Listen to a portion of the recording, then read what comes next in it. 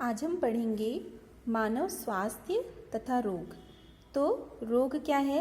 बीमारी या रोग वह दशा है जिसमें जीव संरचनात्मक तथा कार्यात्मक रूप से विकृत या अनियमित हो जाता है, तो उस दशा को बीमारी या रोग की दशा कहते हैं। तो रोग के लिए उत्पन्न बहुत से कारक होते हैं जो उस रोग के लिए जिम्मेदार होते हैं। जो प्रमुख कारक हैं वो जैविक कारक या रोगाणु कहलाते हैं। तो प्रकृति में पाए जाने वाले कुछ जीव जब हमारे शरीर में प्रवेश कर जाते हैं तब वो कई प्रकार के रोगों को पैदा कर देते हैं, और रोग पैदा करने वाले इन जीवाणुओं को रोगाणु या पैथोजेंस कहते हैं तथा इनसे पैदा होने वाली बीमारियों को संक्रामक बीमारी कहते हैं। जबकि रोगाणुओं का हमारे शरीर में प्रवेश संक्रमण या इन्फेक्शन कहलाता है। अधिकांश मानव बीमारियां संक्रामक ही होती हैं जो एक व्यक्ति से दूसरे व्यक्ति में रोगाणुओं के द्वारा संचरण करती हैं। इस कारण इन्हें संचरण रोग या कम्युनिकेबल डिसीजेज भी कहते हैं। तो जो बीमारियां हैं या जो डिसीजेज हैं वो दो तरह की होती हैं और उनको उनकी प्रकृति तथा कारणों के आधार पर दो वर्गों में बांटा जा सकता है। एक है जन्मजात रोग और दूसरा है उपार्जित रोग। जन्मजात रोग क्या होते हैं? जो आनुवांशिक होते हैं, एक पीढ़ी से दूसरी पीढ़ी में स्थानांतरित होते हैं, वो आनुवांशिक रोग कहलाते हैं। तो इन आनुवांशिक रोगों में सिकल सेल एनीमिया है, हीमोफीलिया है, फिनाइल कीटोन्यूरिया है। ये आपको पहले ही बताया जा चुका है कि ये आनुवांशिक बीमारियां हैं और ये जन्मजात होती हैं। इनके लिए कोई कारक या कोई रीज़न नहीं होता है। दूसरे हैं उपार्जित रोग। उपार्जित रोग ऐसे रोग जो बाह्य कारकों के द्वारा होते हैं वो उपार्जित रोग होते हैं। तो उपार्जित रोग को दो भागों में बांटा जा सकता है, संक्रामक, असंक्रामक। संक्रामक रोग जो किसी जीवाणु या विषाणु के द्वारा होते हैं, इनमें आ जाएंगे प्रोटोजोअन रोग, हेलमिंथ रोग, जीवाणु जनित, विषाणु जनित, कवक जनित रोग। असंक्रामक रोग ये इन सब कारणों के कारण जो रोग होते हैं वो असंक्रामक रोगों में आते हैं। तो संक्रामक रोग अब हम देखेंगे कि संक्रामक रोग किस तरह से संचरित होते हैं। तो ये रोग अधिक हानिकारक होते हैं जो संक्रामक रोग होते हैं, क्योंकि ये एक व्यक्ति से दूसरे व्यक्ति में संचरित होकर पूरे समुदाय को प्रभावित कर सकते हैं। कभी कभी ये बहुत बड़े क्षेत्र में अचानक फैल जाते हैं। ऐसी स्थिति में इन्हें महामारी कहते हैं। जैसे कि अभी हमारे देश में एक महामारी फैली हुई है, कोरोना वायरस, जिसे हम कोविड-19 कहते हैं। तो ये एक व्यक्ति से दूसरे व्यक्ति में फैलती है और स्वस्थ व्यक्ति को बीमार करती है। अब इन संक्रामक रोगों का संचरण कैसे होता है? प्रत्येक संक्रामक रोग के रोगाणुओं के लिए एक रोगाणु कोश होता है जहां से ये रोगाणु स्वस्थ व्यक्तियों के शरीर को संक्रमित करते हैं। ये रोगाणु कोश किसी जंतु का शरीर, वायु, जल इत्यादि हो सकता है। रोगाणुओं का संचरण निम्नलिखित विधियों द्वारा हो सकता है: परोक्ष या सीधा संचरण। यह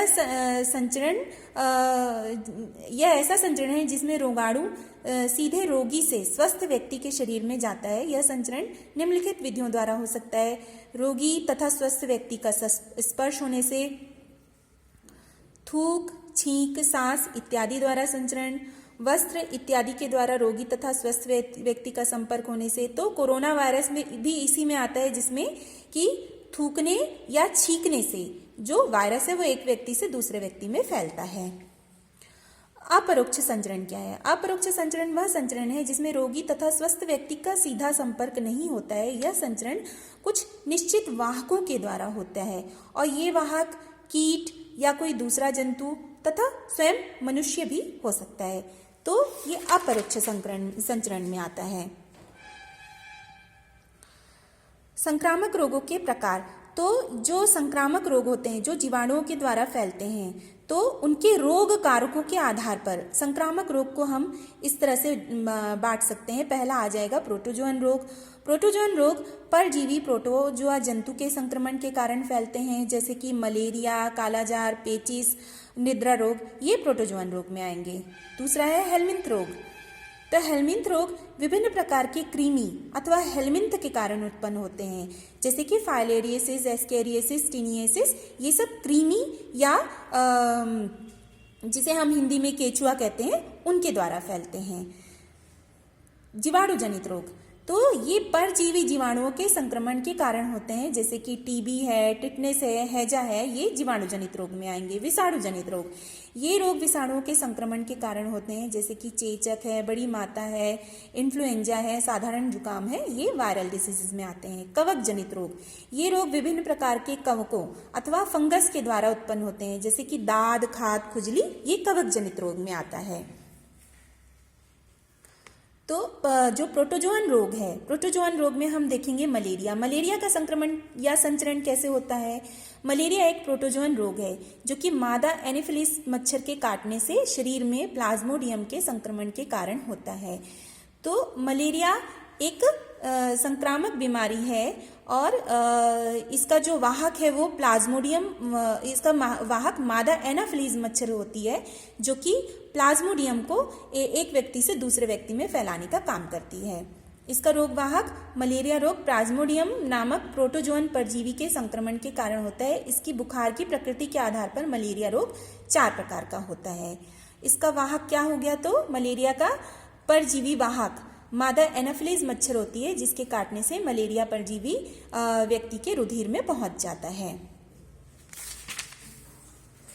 इसके लक्षण क्या क्या है? मलेरिया में व्यक्ति को पहले सर्दी लगती है, फिर उसे तेज बुखार हो जाता है, उसको पसीना आता है और इसमें प्यास बहुत लगती है, उसका चेहरा लाल दिखाई देता है, शरीर में दर्द और अकड़न रहती है।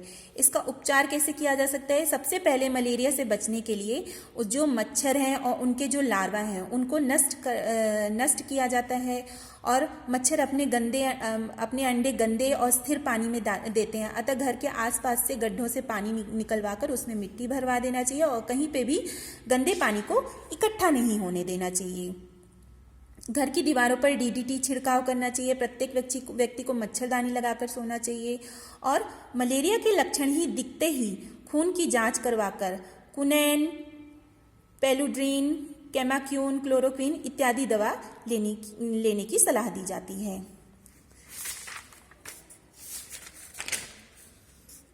एस्केरियासिस, एस्केरियस जैसे मैंने पहले ही बताया कि एक हेलमिंथ डिसीज है, यानी कि कृमि के द्वारा इसका संचरण होता है।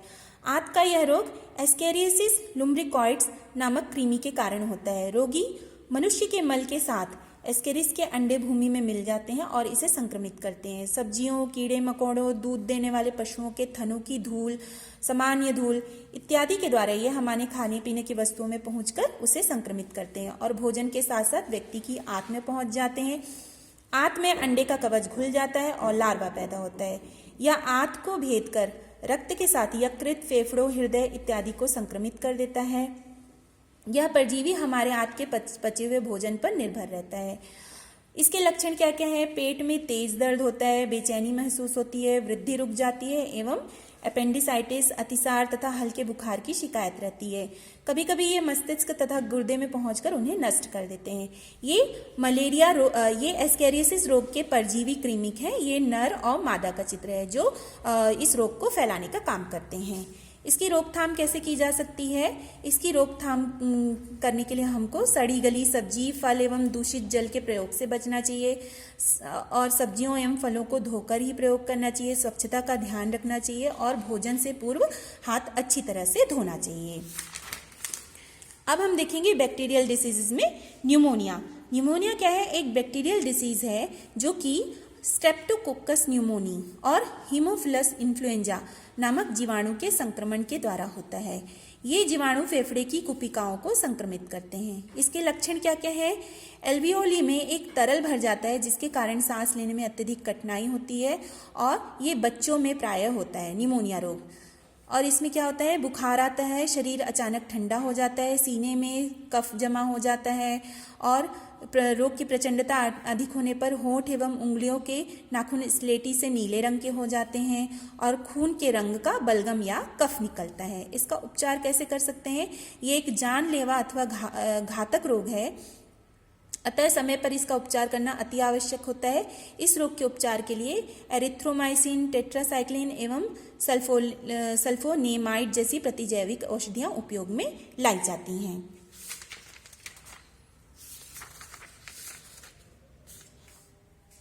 तो इन रोगों से लड़ने में हमारे शरीर का जो प्रतिरक्षा तंत्र है या इम्यून सिस्टम है वो एक महत्वपूर्ण भूमिका निभाता है। सबसे पहले देखेंगे कि इम्यून सिस्टम या प्रतिरक्षा तंत्र क्या है। तो प्रत्येक जीव में रोगों से लड़ने की क्षमता पाई जाती है। जीवों की रोगों से लड़ने की इस क्षमता को प्रतिरक्षा कहते हैं और जीव विज्ञान की वह शाखा जिसके अंतर्गत प्रतिरोधकता का अध्ययन किया जाता है प्रतिरक्षा विज्ञान या इम्यूनोलॉजी कहलाती है। तो हमारे शरीर की प्रतिरक्षा या इम्यूनिटी दो प्रकार की होती है। पहली है स्वाभाविक, तो वो इम्यूनिटी जिसमें जो किसी भी जीव में जन्म से होती है वो उसकी स्वाभाविक इम्यूनिटी या प्रतिरक्षा कहलाती है। इसे जन्मजात या प्राकृतिक प्रतिरक्षा भी कहते हैं। इस प्रकार की प्रतिरक्षा हमारे शरीर में बाह्य कारकों के प्रवेश मार्ग में अवरोध उत्पन्न करने से हासिल होती है। सामान्यतः 4 प्रकार के अवरोधक इस प्रतिरक्षा के लिए उत्तरदायी होते हैं: शारीरिक अवरोधक, प्रकारिकीय अवरोधक, कोशिकीय अवरोधक और साइटोकाइन अवरोधक। दूसरी प्रतिरक्षा है उपार्जित या उपार्जित प्रतिरक्षा। तो वह प्रतिरोधकता जो जीवों के जीवन काल में विकसित होती है, वातावरणीय कारकों पर निर्भर करती है, वो उपार्जित प्रतिरक्षा कहलाती है।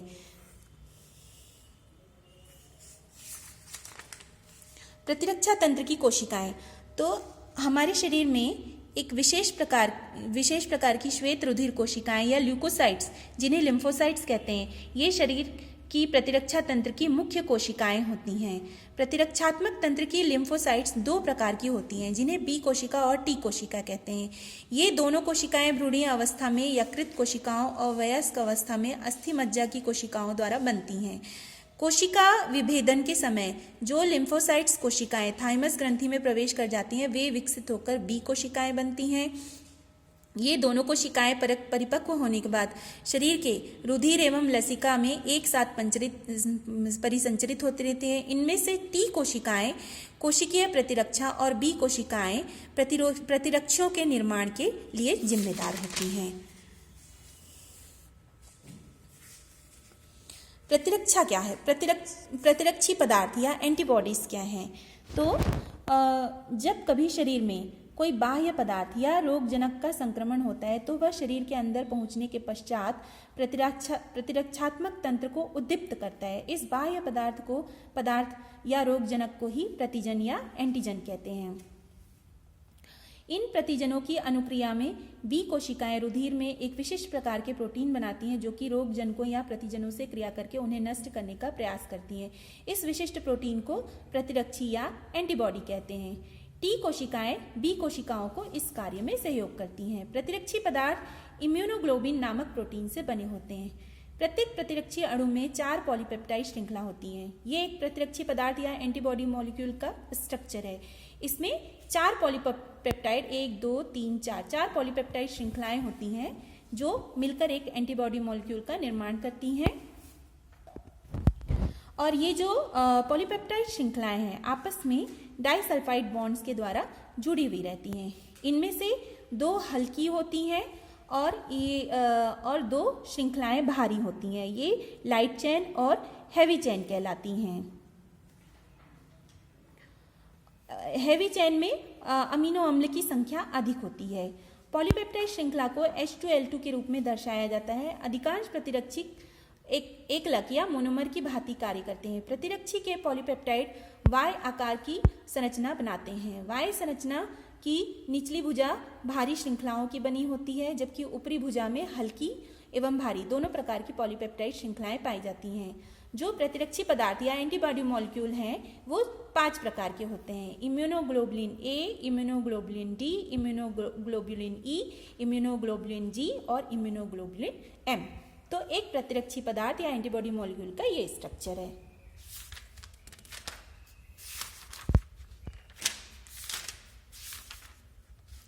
किशोरावस्था अथवा व्यसन क्या है?